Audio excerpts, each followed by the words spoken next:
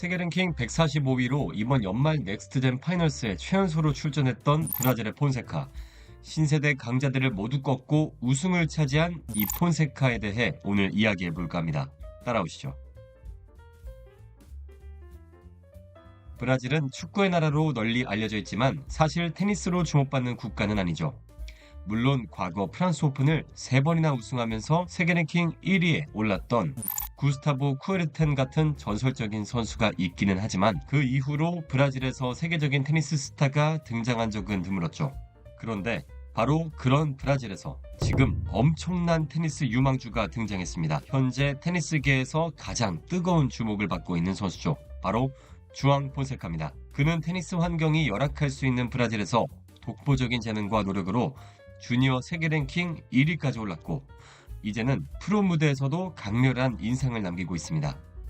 더욱 놀라운 건 폰세카가 일찌감치 온이라는 브랜드의 후원을 받고 있다는 점입니다. 이 스위스의 브랜드는 세계 여자 랭킹 1위 이가 시비용테크와 떠오르는 스타 벤 쉘튼을 후원하고 있을 정도로 재능 있는 선수들을 선택하는 곳입니다. 게다가 로저 페더러가 주주로 참여하고 있어 테니스 팬들에게 특별한 의미를 가지고 있는 브랜드죠. 그런 브랜드가 폰세카를 선택했다는 건 그의 재능과 잠재력이 어느 정도인지 보여주는 대목이죠. 이번 넥스트젠 파이널스에서 폰세카는 진정한 돌풍을 일으켰습니다. 이 대회는 20세 이하 테니스 선수들 중 세계적으로 주목받는 8명만이 출전하는 말 그대로 4세대 테니스 스타들의 왕중왕전인데요. 폰세카는 가장 낮은 랭킹과 최연소 참가자라는 타이틀로 대회에 출전했죠. 조별리그전에서부터 그의 진가가 발휘됐습니다. 첫 번째로 상대했던 건 세계 랭킹 20위, 이 대회에 강력한 우승 후보로 손꼽히던 아서 필스였어요. 필스는 이미 ATP 투어 타이틀을 3차례나 획득한 신인 강자였지만 폰세카는 강력한 포핸드 스트로크와 클러치 상황에서의 집중력으로 그를 꺾어내며 충격을 안겼습니다. 이어진 경기에서는 2024년 ATP 신인 왕으로 선정된 세계 랭킹 48위 야쿱 맨식을 상대했는데요. 맨식은 뛰어난 기량으로 주목받고 있는 선수였지만 폰세카는 또 한 번 중요한 순간마다 흔들리지 않는 집중력과 안정적인 경기 운영 능력을 보여주며 승리했습니다. 이로써 폰세카는 조별리그 1위를 차지하며 모든 이목을 집중시키게 되었죠. 결승에서는 또 다른 신의 강자 린너티엔을 상대로 폰세카는 본인의 실력을 다시 한번 입증했습니다. 첫 세트를 내주며 어려운 출발을 했지만 그의 강력한 서브가 빛을 발했습니다. 첫 서브 득점률 83%를 기록하며 티엔과의 경기에서 우수한 수준의 서브 게임을 선보였습니다. 결국 2세트부터 4대3, 4대0, 4대2로 3세트를 내리 가져가며 역전승을 했죠. 특히 폰세카가 이번 대회에서 보여준 경기력은 단순한 우승 이상의 의미를 담고 있습니다. 조별리그에서 아서필스와 야쿱 맨식 같은 신인 강자들을 모두 이긴 것은 그가 이제 단순히 유망주가 아니라 현역 신예들 사이에서도 확실한 경쟁력을 갖춘 선수라는 것을 증명한 셈이었죠. 그는 브라질의 테니스 역사를 새롭게 쓰고 있으며 앞으로 더 큰 무대에서 얼마나 성장할지 기대를 모으고 있습니다.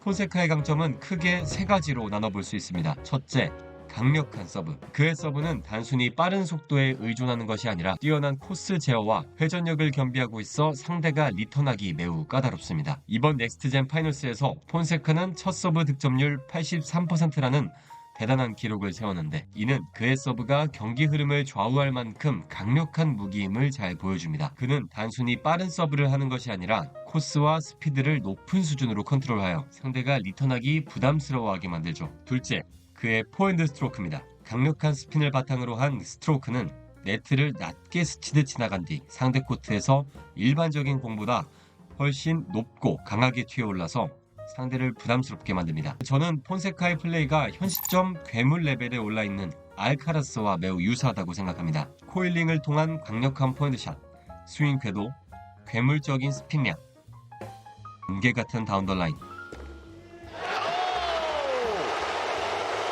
턴어라운드 포핸드 시도하는 척, 드롭샷 등 폰세카의 플레이에선 알카라스와 유사한 점을 많이 찾아볼 수 있습니다. 이미 괴물 같은 모습들을 보여주고 있는 알카라스와 스트로크에서 흡사한 모습이 보이는 것 자체로 엄청난 잠재력을 가지고 있다고 할 수 있죠. 얼른 현 시점의 폰세카가 알카라스와 대결하는 모습을 보고 싶네요. 셋째, 멘탈입니다. 이번 대회에서 폰세카는 위기 상황에서도 흔들리지 않고 자신의 플레이를 유지하며 경기를 뒤집는 장면을 여러 번 연출했습니다.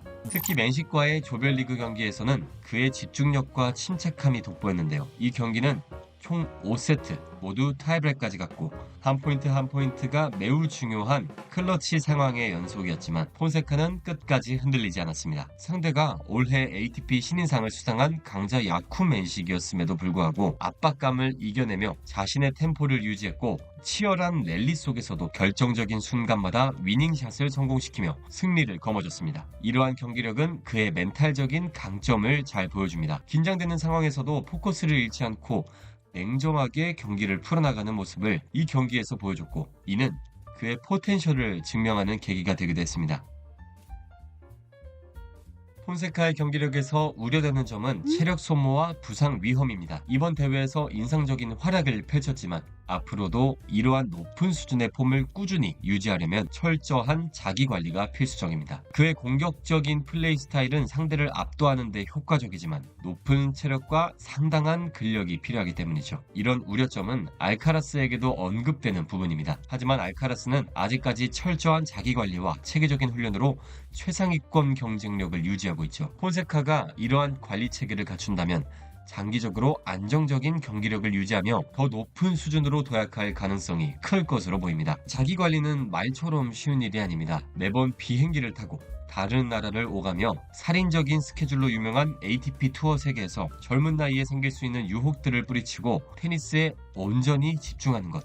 그 자체는 결코 쉽지 않을 것입니다. 이 과정을 성공적으로 이끌기 위해서는 훌륭한 코치진과 서포터 그룹의 지원이 필수적이겠죠. 이런 부분이 보완된다면 저는 그가 단순한 유망주를 넘어 알카라스와 시너를 위협하는 존재가 되기에 충분한 선수라고 생각하고 있습니다. 자, 그럼 폰세카의 미래는 어떨까요? 저는 이 선수가 브라질 테니스의 희망이라 생각합니다. 브라질 하면 예전 구스타브 쿠에르텐 이후 이렇다 할 테니스 스타가 없었잖아요. 폰세카가 그 공백을 충분히 채워줄 수 있는 선수라고 봅니다. 그리고 또 넥스트젠 파이널스를 우승했던 선수들, 예를 들어 야닉 시너와 카를로스 알카라스처럼 앞으로 세계 정상급 선수로 올라갈 가능성이 농후해 보입니다. 향후 뉴 빅3 체제를 만들어갈 가능성이 있을 정도로요. 이미 그는 테니스계에서 굉장히 주목받고 있습니다. 우리는 그가 앞으로 어떤 성과를 낼지 기대하면서 지켜보면 될 것 같습니다. 오늘은 브라질의 새로운 테니스 스타 주앙 폰세카에 대해 이야기해봤습니다. 폰세카에 대한 여러분의 생각은 어떤가요? 댓글로 남겨주시고 좋아요와 구독도 꼭 부탁드리겠습니다. 다음 영상을 만드는데 큰 힘이 됩니다. 그럼 다음 영상에서 만나요.